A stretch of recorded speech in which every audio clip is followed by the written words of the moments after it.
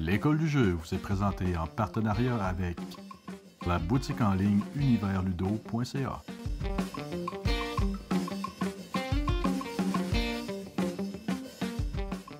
Salut mon tutti frutti, c'est Vincent et aujourd'hui je te fais mon quad neuf du mois d'octobre 2018. Le quad neuf, en fait, ce que c'est, on va te présenter différents jeux auxquels on a joué. Je dis on parce que toute l'équipe de l'école du jeu le fait. Et donc c'est à mon tour de me laisser parler d'amour au niveau ludique. Alors je commence tout de suite en te présentant ma banane. Attends un petit peu, je vais aller la chercher.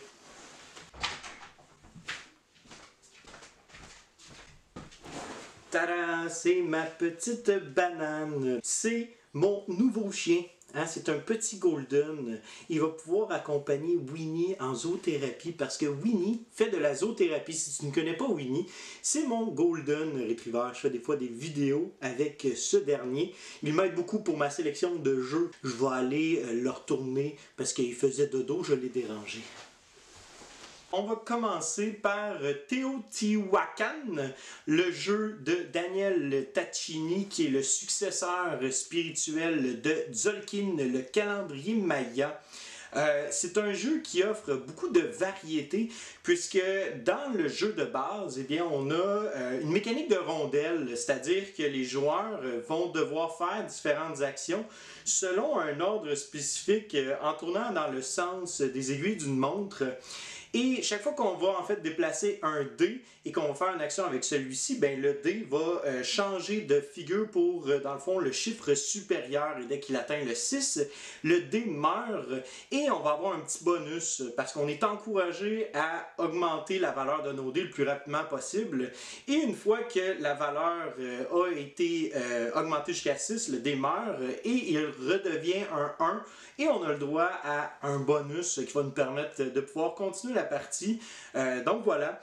Et je dis qu'il offre beaucoup de variété puisque le plateau de base peut être interchangé. Donc les différentes actions peuvent être changées grâce à des tuiles qu'on va installer. Dans le fond, c'est toutes les mêmes actions des tuiles, sauf que là, on va les placer dans un ordre aléatoire ou un ordre présélectionné de notre choix. C'est un superbe jeu. J'ai fait deux parties, une à la suite de l'autre. J'ai joué à 2 joueurs seulement. Et on peut déjà voir que la dynamique à 2 joueurs va être très différente qu'à 3 et à 4 joueurs. On le ressent énormément puisque les joueurs, il faut qu'ils soient conscients de comment est-ce que les autres vont faire des points, mais davantage à 2 joueurs. Je me suis fait planter les 2 fois par 40 points parce que j'ai laissé l'adversaire faire une stratégie. Il a utilisé la même stratégie, mais c'est moi qui l'ai empêché. C'est moi qui l'ai laissé faire. J'aurais pu l'empêcher d'une manière, mais écoute, je n'ai pas pensé à ça. J'étais trop concentré à pouvoir saisir les choses parce que c'est quand même un jeu qui est lourd. Faut pas se le cacher. C'est un jeu qui mérite plusieurs parties pour être capable de bien le comprendre, bien le saisir au complet. Mais c'est un jeu que je recommande chaudement, que j'ai très hâte de réessayer parce qu'il y a vraiment des belles mécaniques. C'est pas quelque chose qui réinvente la roue. Hein? C'est pas un jeu de mots désiré, mais ça réinvente pas quoi que ce soit. C'est juste que c'est vraiment bien ficelé. C'est vraiment bien présenté et surtout le jeu est esthétiquement très beau. Je dirais la seule chose aussi au niveau esthétique, c'est qu'il semble y avoir beaucoup de choses, mais tranquillement, pas vite, quand on commence à apprendre les règles et qu'on a un peu d'expérience dans le jeu de société moderne avec les euros un peu plus lourds, on commence à voir un peu les rouages. On est capable de comprendre tranquillement, pas vite aussi les symboles. C'est le mot que je cherchais. Donc, on est capable de commencer à tranquillement, pas vite, comprendre les différents symboles. Et de cette manière-là, on est capable de pouvoir comprendre les règles avant même de commencer au jeu. Donc, ça facilite l'apprentissage. Reste tout de même qu'une fois qu'on plonge dedans, on se dit « Aïe, ok, il y a vraiment beaucoup de choses à penser. Il faut réfléchir à plusieurs reprises. C'est peut-être prompt à l'analysie paralytique ou la paralysie cérébrale. » Mais ça fait en sorte que ça reste un très bon jeu quand même. Le prochain jeu que j'ai joué se nomme Monsterlands. Monsterlands est un jeu qui a été publié sur Kickstarter et c'est ce qu'on appelle un Kickstarter exclusive, ce qui fait en sorte que la seule manière d'obtenir le jeu, eh bien, c'est en l'achetant usagé à quelqu'un qui avait backé le jeu sur Kickstarter. Donc, présentement, le jeu est disponible dans les environs de 150$ si je ne m'abuse. Et malheureusement, c'est pas un jeu qui, je trouve, vaut ce montant d'argent-là. C'est un jeu qui est super le fun, c'est un placement de dés, on va rouler des dés, on va faire différentes actions en conséquence de ce qu'on a roulé. Il y a aussi beaucoup de diversité avec différentes tuiles que l'on peut ajouter, il y a différentes cartes aussi que l'on peut obtenir, mais je me demande jusqu'à quel point c'est pertinent en fait cette grande diversité-là. Je pense pas que ça améliore ou ça approfondit le jeu, je pense pas que ça donne plus de profondeur ou même de rejouabilité, puisqu'on fait juste changer en fait des donnes. Donc au lieu de ramasser une ressource X et une ressource Y, ben, on va juste ramasser deux ressources X. Et ça ne change pas vraiment la stratégie à long terme que l'on veut bâtir. Ça va changer en fait des décisions, oui, dans le jeu. Mais est-ce que ça offre de la profondeur? Je ne suis pas très certain. Ça reste tout de même que le jeu est super intéressant et que si tu as la chance d'y jouer, ben, je t'encourage grandement à le faire parce que c'est un jeu qui va offrir de quoi de vraiment thématique et de très le fun. C'est très immersif. Puis c'est très esthétiquement, il est vraiment attrayant. Ça, j'y enlève rien du tout. Il est superbe et les mécaniques sont bien ficelées. Mais je serais pas prêt à mettre 150$ sur ce jeu-là. J'ai eu l'opportunité de montrer Alexandria à des amis à moi. Alexandria était mon numéro 3 dans mon top 10 de 2017 que j'ai fait à peu près dans le mois de janvier ou février. Alexandria est un jeu qui est vraiment intéressant pour son asymétrie. C'est un jeu qui ressemble beaucoup à Root, avant Root, puisque les joueurs vont avoir des personnages différents avec un deck de cartes qui leur est personnel et on va scorer des points de façon vraiment différente d'un personnage à l'autre. D'ailleurs, c'est un jeu qui a beaucoup de take-that, donc parfois il y a certains joueurs qui n'aiment pas tant recevoir des coups puis se faire mettre des bâtons dans les roues. Donc, avertissement, hein, vous serez averti si vous jouez à ça. Mais le jeu n'a pas eu il n'a pas été bien reçu, je pense, pour deux raisons principales. La première, ça a été le livret de règles qui est très mal écrit. Donc même moi, des fois, je me surprends à lire des choses, je fais « Ah, ok, c'est ça qu'il fallait faire, finalement. » Tu sais, puis ça fait quand même plusieurs parties que je fais. Mais ça reste quand même que bon, maintenant j'ai une bonne vue d'ensemble et je suis capable de pouvoir bien l'expliquer aux joueurs et je suis capable de donner aussi la dynamique de jeu, offrir dans le fond l'espèce de big picture de comment est-ce qu'on doit approcher ce jeu-là parce que c'est un jeu qui est, on peut pas approcher de façon très précise comme un Euro ou un Ameritrash. C'est vraiment une dynamique qui est particulière dans ce jeu-là. Et l'autre problème qui est présent selon moi, c'est l'ergonomie. Donc d'abord les standees, nos personnages tombent tout le temps, ça devient fatigant. On doit se déplacer d'une pièce à une autre, puis parfois bon, les pièces sont toutes collées, le matériel est un peu petit pour ce que c'est. On a des tuiles aussi avec des écrits. Dans le fond, ça peut être, mettons, un genre de bibliothèque ou de tapis ou peu importe. Et les tuiles sont vraiment tout petites. Puis des fois, il faut qu'on lise précisément parce que sur nos cartes, dans notre deck personnel, ça va nous dire, ben, si tu es dans une pièce avec un tapis, ben, tu sais, active cette carte-là, ça va te faire des points. Fait que des fois, tu peux faire un déplacement pensant qu'il y avait un tapis là, mais finalement, tu t'es trompé parce que c'était une armoire, par exemple. Donc ça peut peut-être frustrer certains joueurs. Et malheureusement, il y a pas eu, comme j'ai dit, il n'y a pas eu une bonne réception de la part du public parce qu'aujourd'hui, il y a tellement de jeux qui sortent que malheureusement, si tu n'as pas un bon livret de règles qui te donne précisément les directions claires et précises pour savoir comment jouer au jeu, mais malheureusement, ton jeu risque d'être un peu... on risque de cracher dessus.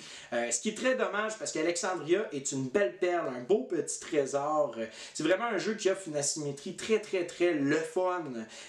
J'ai envie d'y rejouer continuellement, j'ai envie de le présenter aux joueurs et la plupart du temps quand je le présente, ben, je vais présenter aussi la dynamique puis l'approche qu'il faut utiliser envers ce jeu-là et souvent, la plupart du temps, ben, les joueurs ont un fun time, là, ils ont du bon temps puis c'est quelque chose qui est intéressant, on veut y revenir pour être capable d'essayer une autre faction. Donc je le recommande chaudement, mais peut-être écouter un playthrough ou écouter dans le fond une partie en ligne ou même quelqu'un qui va vais t'expliquer un peu plus la dynamique de ce jeu-là avant de te lancer dans le livret de règles.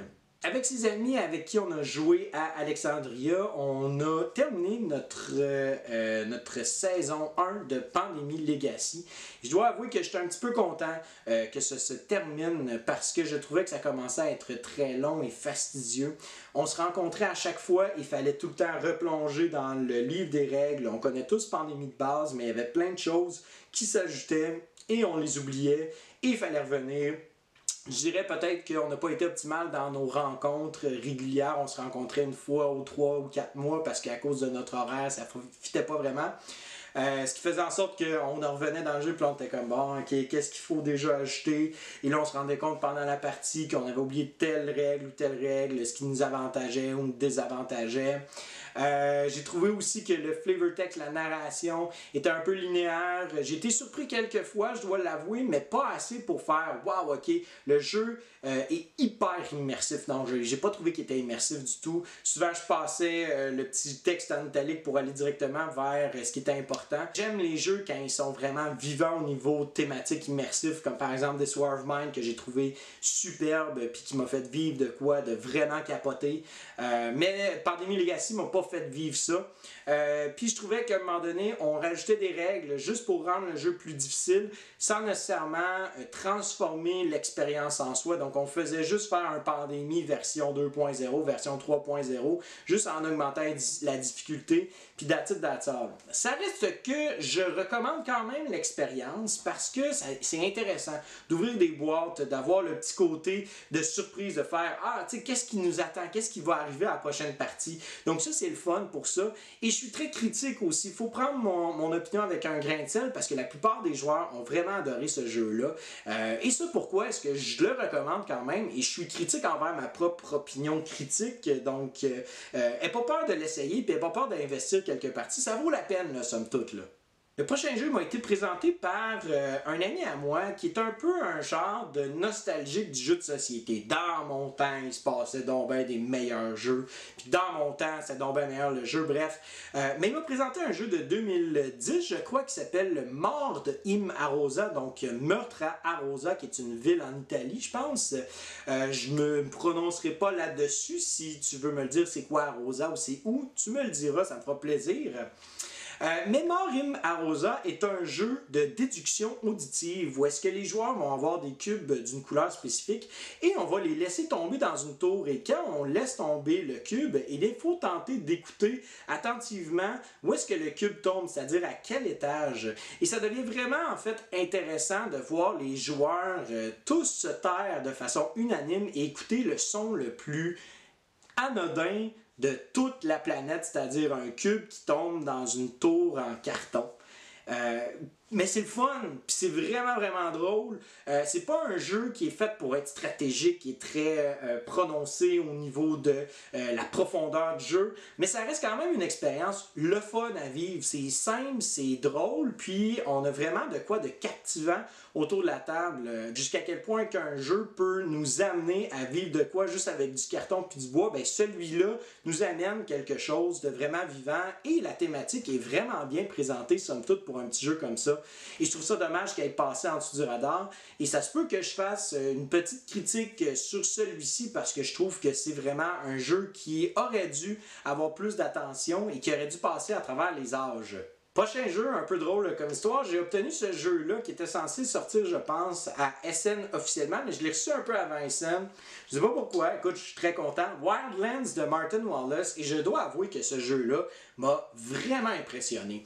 Le système de jeu est tellement bien ficelé, il est vraiment bien fait. C'est un jeu de tapochage sur la gueule, c'est sûr. Donc, si t'aimes pas les jeux où est-ce que tu vas te faire un petit peu ramasser ou rentrer dedans quand tu commences à mener, joue pas à ça.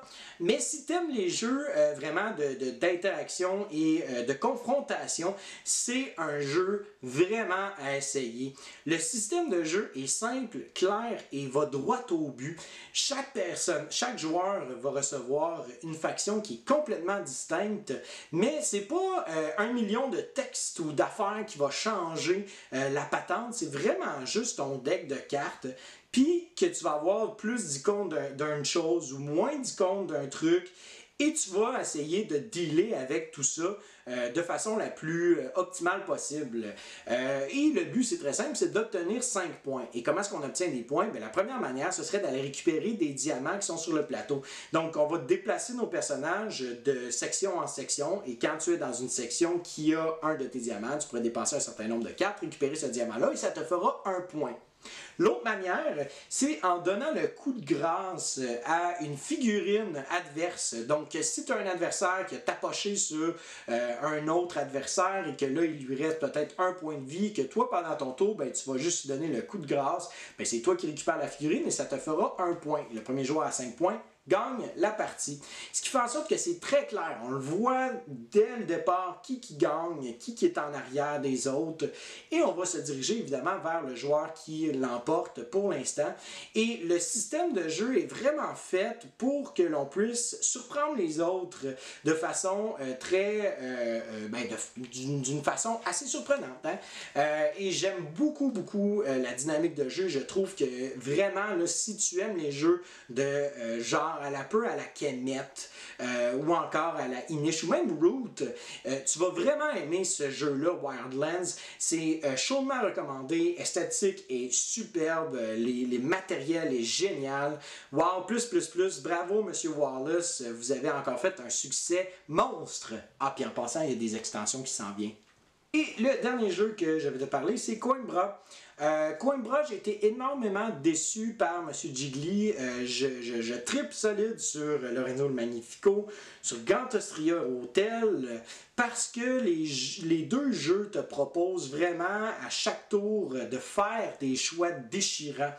Tu es tout le temps en train de te dire, OK, si je fais cette décision-là, ça va avoir un impact sur le reste de la partie. Qu'est-ce que je fais? Est-ce que je m'en vais vers cette direction-là, puis je focus là-dessus? Il faut vraiment que tu choisisses tes combats dans les deux jeux que je viens de mentionner. Et malheureusement, dans Coimbra, ben, tu as vraiment accès à une salade de points où est-ce que tu es super gros, je trouve personnellement que tu es vraiment libre de faire ce que tu veux, puis tu as tout le temps plein de ressources. C'est pas difficile de bien naviguer dans ce jeu-là, ce qui n'est pas une mauvaise chose, mais je pense que ça m'a déçu parce que je m'attends pas à ce genre de jeu-là quand je joue à un jeu de l'auteur principal qui est Virginio Gigli. Et j'aime beaucoup la dynamique qu'il offre habituellement avec le placement de dés, dans le fond dans Lorenzo Magnifico, le engine building que tu construis tranquillement et que tranquillement pas vite ça l'avance et là tu es tout le temps serré puis tu te dis il me manque $1 à gauche puis à droite. Faut vraiment que tu gères bien tes choses. Dans Coimbra, j'avais l'impression que tu pouvais faire pas mal n'importe quoi. Puis ça allait te rapporter des points de toute façon. Puis là, tu sais, c'est comme, wouh, tu vas faire des points pour telle affaire. Fait que là, tu sais, t'as comme plein de petites affaires comme ça. Mais au final, je trouve pas que t'avais vraiment grand chose à faire pour avoir une game qui avait de l'allure. J'ai peut-être tort. J'ai juste joué à 2 joueurs, mais j'ai pas trouvé que le jeu m'a sidéré à un point tel que j'ai décidé de le garder dans ma collection.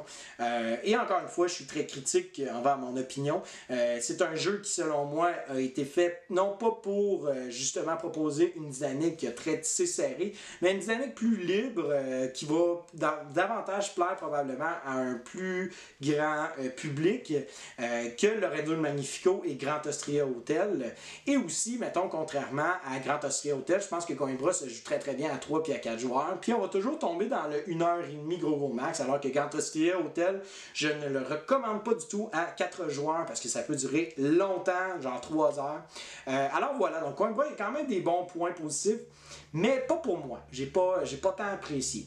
Alors, c'est ce qui conclut la portion ludique de mon mois d'octobre. Donc, j'ai pas joué à beaucoup de nouveaux jeux, pas par manque d'intérêt, simplement par manque de temps, puisque le mois d'octobre a été un très gros mois. En effet, le mois de septembre et le mois d'octobre sont des mois, quand tu es professeur, qui sont très chargés. Parce que c'est la première étape, c'est le retour à l'école. Donc là, tu dois instaurer un peu ta discipline en classe, tu dois aussi commencer à saisir un peu tes groupes, t'adapter aussi aussi créer du matériel parce que moi, en tant que tel, j'ai un cahier, mais le cahier date de v'là 10 ans, puisque l'école n'a pas nécessairement de budget pour pouvoir récupérer un nouveau cahier.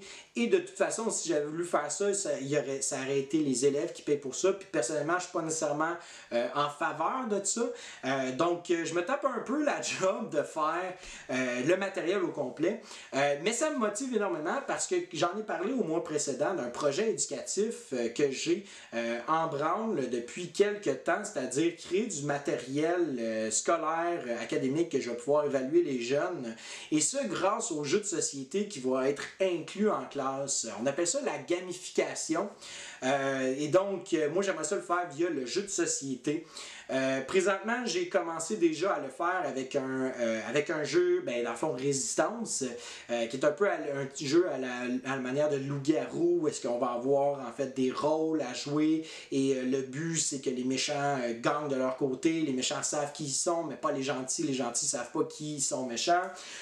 Et j'ai eu une très très bonne réception parce que les jeunes sont énormément impliqués et ont envie de jouer et je trouve ça fabuleux de voir l'évolution de ces jeunes-là quand un cours les intéresse, quand un cours les motive.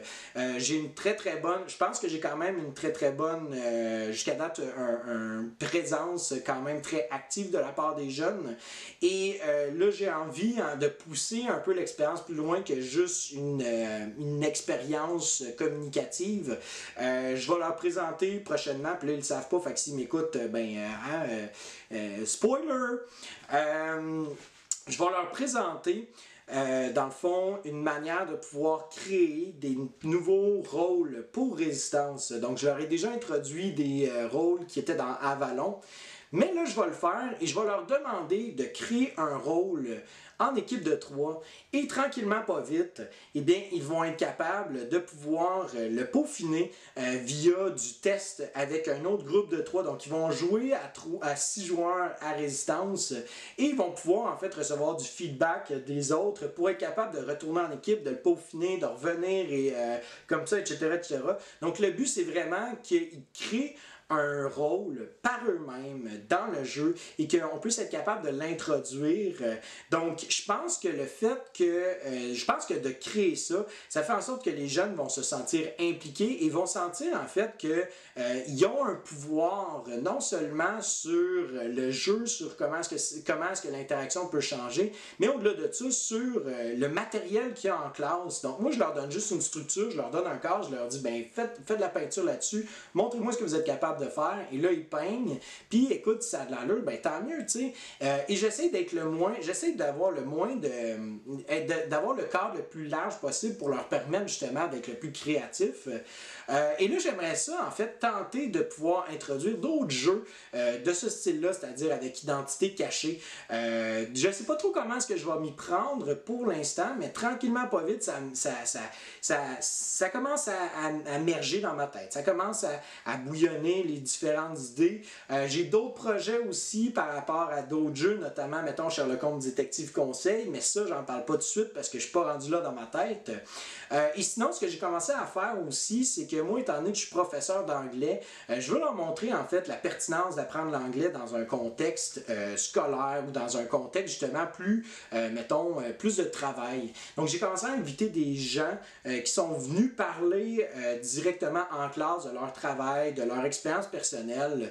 Et j'ai envie que ces gens-là qui parlent de leur expérience personnelle soient très ouverts et n'aient pas peur de parler des vraies choses parce que souvent, les jeunes, tu sais, les adolescents, c'est des gens qui sont curieux dans la vie. C'est des gens qui commencent à vouloir, je dis des gens, mais tu sais, c'est un groupe. À cet âge-là, on est curieux, on veut savoir qu'est-ce qui se passe dans la vie de tous les jours. On veut connaître les gens en profondeur et des fois, on va être très curieux par rapport à quelque chose, mais malheureusement, on va être curieux de façon sélective. Et si on trouve que le cours qui est donné n'est pas une bonne raison de pouvoir piquer sa curiosité, il n'y aura pas d'intérêt.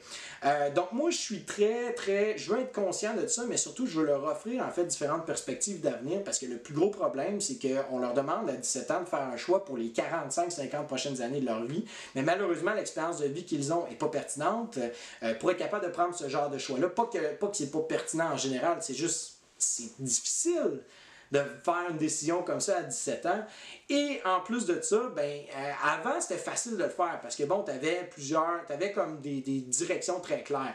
Mais maintenant, avec, dans le fond, l'espèce de mondialisation, l'arrivée de l'Internet, puis la montée de la technologie, ça fait en sorte que t'as énormément de différents emplois qui sont disponibles, mais qui sont pas très populaires, qu'on ne parle pas beaucoup. Fait que ça reste que les jeunes, habituellement, ont une vision de, ben, tu peux être médecin, avocat ou plombier, puis d'attard, alors que non, c'est pas vrai. Il y a des milliers et des milliers de différentes opportunités d'emploi qui pourraient vraiment fitter avec le besoin personnel du jeune.